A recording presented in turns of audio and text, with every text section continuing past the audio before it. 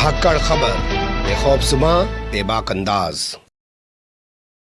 धाकड़ खबर में आपका स्वागत है। मैं आपके साथ हूं अकरम रईस खान। देखने दिखाने में तो बहुत सारे लोग लगे ही रहते हैं और बहुत सारे लोग देखकर भी खुश होते रहते हैं और दिखावे को देखकर भी एंटरटेनमेंट करते रहते हैं। कभी सच्चाई जानने की कोशिश ही नहीं करते कि पर्दे के पीछे की हकीकत क्या है। जबकि सच्चाई ये है कि कुछ लोग वाकई में ऐसा काम कर रहे हैं जिनके बारे में जानना जनता को चाहिए, और वो कभी ना दिखावे में लगे हुए हैं ना दिखाने की कोशिश कर रहे हैं। लेकिन आज हम एक ऐसी शख्सियत से आपको रूबरू कराने जा रहे हैं जिनका नाम है एडवोकेट मुजीबुर रहमान। उम्र बहुत छोटी सी है, तजर्बा लेकिन उनका बहुत बड़ा है। कई राज्यों में जाकर यूएपीए कानून के जो पीड़ित मुस्लिम हैं उनकी वो मदद कर रहे हैं। सवाल पैदा होता है कि वो अपनी वकालत आसानी के मुकदमों में भी कर सकते थे। कोर्ट में जाओ, किसी को जमानत दिलवा दी, किसी को ये करवा दिया, उनमें भी पैसा कमा सकते थे। उन्होंने इसी यूएपीए को क्यों चुना? और अब तक तो वो बताते हैं कि अपने पास से पैसा लगा रहे थे। अब उनको किस तरीके की दिक्कतें दुश्वारियां हो रही हैं और उसमें आपकी यानी कि जनता के सहयोग की उनको क्यों जरूरत पड़ रही है, इन तमाम सवालों पे करेंगे बातचीत। हमारे साथ स्काइप के जरिए जुड़ रहे हैं एडवोकेट मुजीबुर रहमान साहब। बहुत शुक्रिया सर वक्त देने के लिए। शुक्रिया अकरम भाई। पहला सवाल मैं आपसे अगर करूं कि आप आसानी से जाते, किसी भी लोअर कोर्ट में जाते, लोग आ रहे हैं, कोई चोरी में पकड़ा गया, कोई चकारी में पकड़ा गया, किसी की जमीन का मसला है, किसी उसका मसला है, उसे करके आसानी की वकालत चला सकते थे ना। ये यूएपीए में घुसने की क्या जरूरत है? जी बिल्कुल, आपका सवाल एकदम सही है। बहुत आसानी से जिंदगी कट सकती थी, लेकिन मैंने इस प्रोफेशन को इसलिए चुना कि जब मैं अखबार पढ़ता था, मैं एक सॉफ्टवेयर इंजीनियर था, मैं वकील नहीं हुआ था तब 15 साल पहले। तो अखबार पढ़ता था, उसमें मैं ये खबरें देखता था कि हमारे लोगों को जेलों में बंद किया जा रहा है बिना किसी वजह के, ना अदालतें सुन रही हैं, एक जुल्म हो रहा है, ज्यादती हो रही है अदालतों के जरिए भी और कानून के जरिए भी। तो मैं ये सोचता था कि अदालतें कुछ करती क्यों नहीं है, वकील लोग कुछ करते क्यों नहीं है। ऐसे कई साल गुजर गए। फिर जब मुझे लगा कि कोई नहीं करेगा ये काम, हमें खुद ही करना होगा, तो मैंने फिर अपनी नौकरी छोड़ के और मैंने वकालत करी और अल्हम्दुलिल्लाह अल्लाह पाक ने मुझे कबूल भी कर लिया और करते ही मुझे इस तरीके के केसेस भी मिलने लगे। ठीक है, केसेस पे आएंगे बाद में, और वो केसेस आपको क्यों मिलने लगे ये भी एक अजीब इत्तेफाक है, वो भी जानने की कोशिश करेंगे। लेकिन उससे पहले मैं जानना चाहता हूं कि कहां से आपने वकालत की और कहां से उसके बाद शुरुआत की वकालत की? देखिए, मैंने वकालत की है मेरठ कॉलेज से, जो शायद हर आदमी उसको जानता होगा, मेरठ कॉलेज को। और वहां से वकालत करके मैंने दिल्ली हाई कोर्ट से ही शुरुआत करी थी अपनी, क्योंकि सबसे पहला केस मैंने अपना ही लड़ा था, क्योंकि बार काउंसिल ऑफ दिल्ली मुझे रजिस्ट्रेशन नहीं दे रही थी। तो सबसे पहले मैंने अपना ही केस जीता। उसके बाद फिर मैंने शुरू किया अपने करियर। क्या मुद्दा रहा था, क्यों आखिर वो रजिस्ट्रेशन नहीं दे रहे थे? वो ये कहते थे कि भाई आपके जो इस कॉलेज है वहाँ हमने 600 स्टूडेंट को जो है हमने अलाउ किया हुआ है, 600 सीट्स, और वहाँ 1200 का एडमिशन हुआ है। तो मेरा दावा कोर्ट में ये था कि मैं उन 600 में ही हूँ जिसको आपने अलाउ किया हुआ है। बहुत अच्छी बात है, उस दावे को स्वीकार किया गया और आपका इनरोल हुआ और उसके बाद से आप वकालत कर रहे हैं। लेकिन वकालत करते करते ये यूएपीए जैसा इतना खतरनाक कानून है, बहुत बड़े बड़े मामले उससे जुड़े हुए होते हैं, जो लोग उसकी वकालत कर रहे होते हैं उनकी जान को भी मुसीबत होती है। हमने शाहिद फिल्म में देखा है तमाम चीजों को। वो कैसे आपसे आके जुड़ गया? जी देखिए, मेरा जैसे मैंने बताया कि मेरा पहले ही एम ये था कि मुझे जो मजलूम लोग हैं, जो निर्दोष जिनको जेलों में डाला जाता है, उनके लिए कुछ करना है। तो मेरा ये जज्बा था। अल्लाह पाक ने शायद मेरे दिल में ये चीज़ डाली थी कि मैंने अपने इंजीनियरिंग छोड़ के मैं इस पेशे में आया, और आते ही मुझे उस तरीके का केस भी मिलने लगे। तो मेरा मोटो यही था कि उनके लिए कुछ करना है जो लोग जेलों में बंद हैं। फिर कैसे हुआ ये सब शुरू? शुरुआत हुआ, इसको हम कह सकते हैं CANRC से शुरुआत हुई। CANRC में जैसे तरीके से लोगों को जो CANRC के प्रोटेस्ट कर रहे थे लोग, वहाँ प्रॉब्लम आ रही थी, पुलिस आती थी, नोटिस देती थी, तो उन सबको मैं लीगली टैकल करता था शाहीन बाग में। और उसके अलावा भी एक दो साइट्स पर जाके जो दिन भर के फिर हम कोर्ट में जाके उनका रिप्लाई करते थे, जो लोगों को प्रॉब्लम क्रिएट की जाती थी प्रोटेस्ट ना करने के लिए। तो उन सबको हम देखते थे, लोगों को डिटेन कर लिया जाता था, थाने थाने जा करके उनको छुड़ाते थे। तो सिर्फ पर्पज यही था कि हम जो है कुछ करें, अपनी कौम के लिए, अपने लोगों के लिए कुछ करें, वही पर्पस था बस। उसके अलावा कोई दूसरा मोटो और मकसद नहीं था हमारे पास। और कौन सा पहला केस रहा फिर यूएपीए का जो आपके पास आया, और वो आया तो कैसे आया, या आप खुद वहां तक पहुंचे? नहीं, खुद ही आया मेरे पास। मेरे पास सबसे पहला यूएपीए का केस आया था पीएफआई का। ये पीएफआई जब बैन हुई तो वहाँ दिल्ली में 2 एफआईआर हुई थी यूएपीए की, और उन दोनों लोगों को मुझे मालूम नहीं था। ये 2022 सितंबर की बात है। तो मेरे पास वो लोग आए के बोलते हैं कि हमारे लोग पकड़े गए हैं और आप उनके लिए कुछ करें। तो मैं फौरन लग गया। हमने सारे एविडेंस इकट्ठे किए, सीसीटीवी कलेक्ट करवाई, कोर्ट में एप्लीकेशंस वगैरह लगाई, और अल्हम्दुलिल्लाह 60 दिन से अंदर अंदर में हमने सबकी बेल करा दी, 13 के 13 लोगों की। एक एफआईआर इसमें शाहीन बाग की थी और एक एफआईआर प्रेम नगर की थी, दिल्ली की। क्या ये वो वाले मामले हैं जिसमें पीएफआई के जो हैं वो अध्यक्ष भी शामिल हैं? नहीं, ये वो नहीं है। इसमें जो मेंबर्स थे पीएफआई के दिल्ली के, वो इसमें शामिल हैं। उसके अलावा एक और था दिल्ली के, जिसमें जो दिल्ली के अधिकारी लोग थे, प्रेसिडेंट, सेक्रेटरी वगैरह, वो ईडी का मामला था। वो भी मैं देख रहा हूँ पटियाला हाउस में। ठीक है, फिर दिल्ली से निकल के सफर मध्य प्रदेश और दूसरे राज्यों तक कैसे पहुंच गया जी? फिर मुझे कॉल आई, बोले कि आपने दिल्ली में यूएपीए के लोगों को बेल करा दी है और आप हमारा भी केस करें। मैंने कहा भाई देखिए, जब मैं कोई केस लेता हूं तो बहुत ही मेहनत करता हूं, एक एक लाइन उसकी पढ़ता हूं, चार्जशीट की कितनी बड़ी हो मुझे उससे फर्क नहीं पड़ता है, और मैं एक एक केस पढ़ूंगा और टाइम लगेगा मुझे। मैं ज्यादा केस तो नहीं ले पाऊंगा, लेकिन एक आपका केस में ले लूंगा। तो एक केस था, उसमें 22 लोग बंद हैं यूएपीए के भोपाल में, अभी भी वो जेल में ही हैं। उनकी हम बेल एप्लीकेशन सुप्रीम कोर्ट तक आ गई है चलते चलते, और टाइम कंज्यूमिंग है बहुत, और वो लोग बहुत खुश हैं कि मैं उनके लिए कुछ काम कर रहा हूँ और अच्छा दिल से काम कर रहा हूँ। मैं एक चीज बताना भूल गया करम भाई, मेरे पास इससे पहले भी केस थे दिल्ली दंगों के।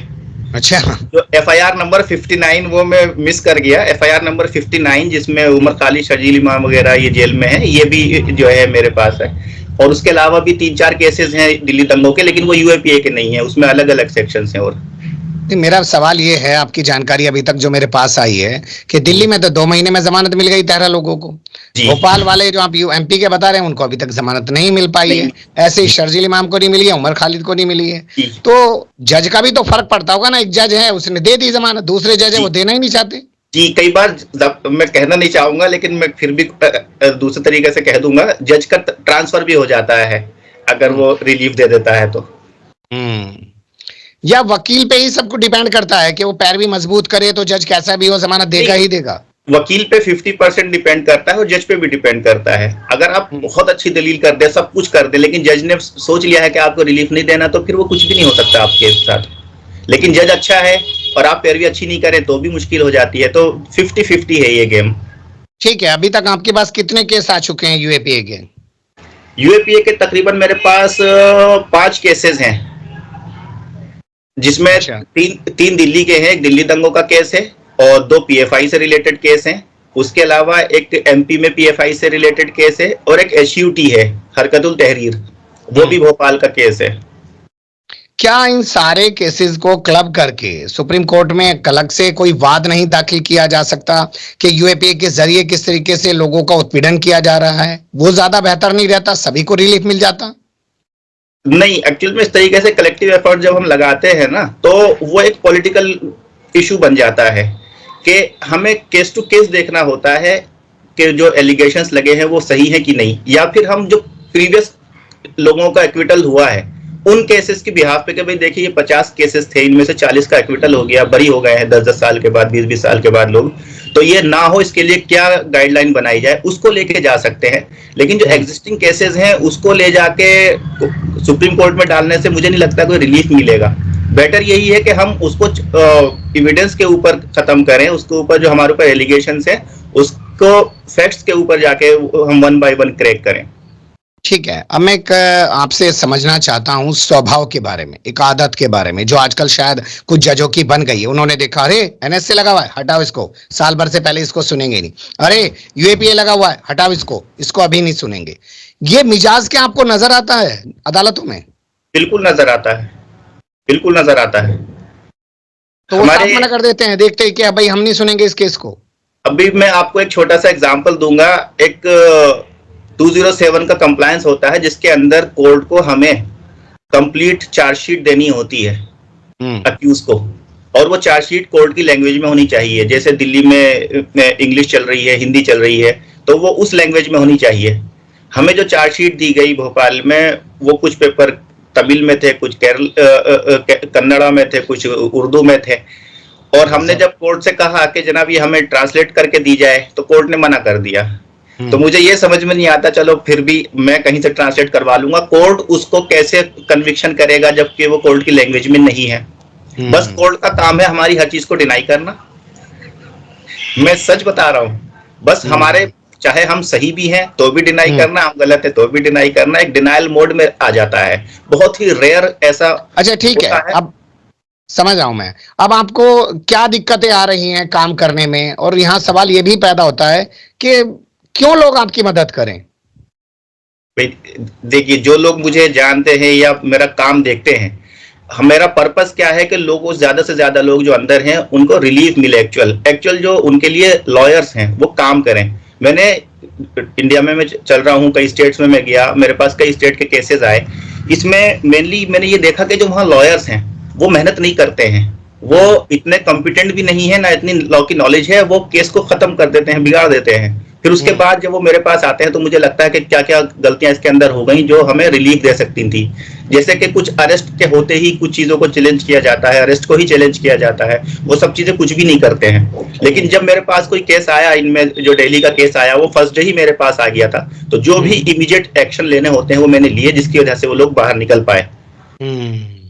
मसला ये है कि हमें एक जो लीगल बैटल है बहुत लेंदी है और बहुत कॉस्टली होती जा रही है वक्त के साथ साथ, और ये एक दो आदमी के बस की बात नहीं रह गई है। अब एक टीम वर्क होता है, उसमें सीनियर्स भी होते हैं, जूनियर्स भी होते हैं, क्लरिकल स्टाफ भी होता है, तो एक ह्यूज एक्सपेंस होता है। एक क्लाइंट की एक लिमिटेड क्षमता होती है जो वो दे पाता है थोड़ा बहुत इनिशियली, क्योंकि जो घर के मेन आदमी है वही तो अंदर है, बल्कि फैमिलीज तो सफर हो रही है।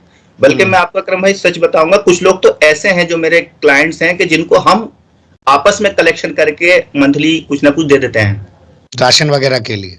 जी, क्योंकि उनका मेन आदमी तो अंदर है। अच्छा, आम आदमियों से हम ये कहें कि हमारी हेल्प करें, उससे बेहतर ये ना होगा जो ठेकेदार बने घूम रहे हैं, तंजीमें जो कह रही हैं जी देखो जो मुसलमान आतंकवाद के मामले में फंस जाते हैं, हम उनको जेल से निकालने के लिए बड़े बड़े वकीलों का पैनल बना के घूम रहे हैं, उनसे ही राब्ता कर लिया जाए? मैं तंजीम का नाम नहीं लूंगा, लेकिन दो बड़ी तंजीमों का मैं जिक्र करूंगा। एक तंजीम के साहब मेरे पास आए और आके उन्होंने बोला कि आप केसेस कर रहे हैं इतने सारे दिल्ली दंगों के और इन सब चीजों के, आपको क्या हेल्प चाहिए? मैंने कहा कि मुझे एक आर्किटेक्ट चाहिए जो दिल्ली का, जो नॉर्थ ईस्ट दिल्ली है वहां का, मुझे मैप बना के लाए और कहाँ कहाँ सीसीटीवी लगे हुए वो मार्क कर दे, क्योंकि मैंने एक हायर किया था पर्सनल आर्किटेक्ट और वो भाग गया। आपकी तंजीम पढ़ी लिखी तंजीम है, इंजीनियर डॉक्टर जुड़े हुए हैं आपके साथ, तो आपके लिए कोई बड़ी बात नहीं है। उसके बाद से वो गायब हो गए साहब। मैंने कई बार उनको मैसेज किया, मैसेज रीड भी हो गया, ब्लू टिक लग गए, उन्होंने जवाब नहीं दिया मुझे। ठीक है। एक तंजीम और थी, वो भी लॉयर प्रोवाइड करते हैं, तो दो भाई थे उधर नॉर्थ ईस्ट दिल्ली में, उनका घर में आग लगा दी गई थी। उन्होंने मुझे कॉल की, तो मेरी इतनी रीच, मैंने जैसा बताया मैं इंडिविजुअल हूँ, मैं ज्यादातर हाथ पैर, ज्यादा जगह हाथ पैर नहीं फैला सकता ना, तो मैंने उस तंजीम को बोला कि भाई आप देख लो इस केस को। तो उन्होंने एक अपना एडवोकेट अपॉइंट कर दिया उस काम के लिए। उस एडवोकेट ने उनसे जब कांटेक्ट किया तो फर्स्ट कॉल पे ये कहा कि आप मुझे 50,000 रुपीज जमा कर दो, तब मैं आऊंगा आपके मौके पर। बिल्कुल सही, पैसा तो चाहिए भाई, बगैर पैसे के कैसे काम होगा? तो ये मैं उस तंजीम की बात बता रहा हूँ। क्लाइंट उससे, जो आदमी का घर जला हुआ है, उससे पैसे की डिमांड की गई। तो अब आपने क्या व्यवस्था बनाई है और कैसे हम लोग आपकी मदद कर सकते हैं वो बताइए। देखिए, मैंने एक वेबसाइट बनाई है जिसके ऊपर हमने अपना काम के बारे में भी थोड़ा सा ब्रीफ में लिखा है। बहुत ज्यादा मुझे टाइम नहीं मिला कि मैं डिटेल में लिखूं, क्योंकि मेरा प्राइमरी पर्पस नहीं है वो, प्राइमरी पर्पस मेरा वकालत ही है। तो जितना मुझे टाइम मिला थोड़ा बहुत मैंने उस पर लिखा है, और वहां पर हमने एक कैंपेन बना दी है डोनेशन की, जिस पे लोग जो है कैंपेन कर सकते हैं। अभी उसमें मैंने 2 ही केसेस डाले हैं, बाकी मेरे पास तकरीबन 15 से 20 के करीब केसेस हैं जो मैं प्रो बोनो कर रहा हूँ, और मेनली मेरा सारा टाइम उन्हीं में ही जाता है। मेरे पर्सनल केसेस तो मैं बहुत कम लेता हूँ।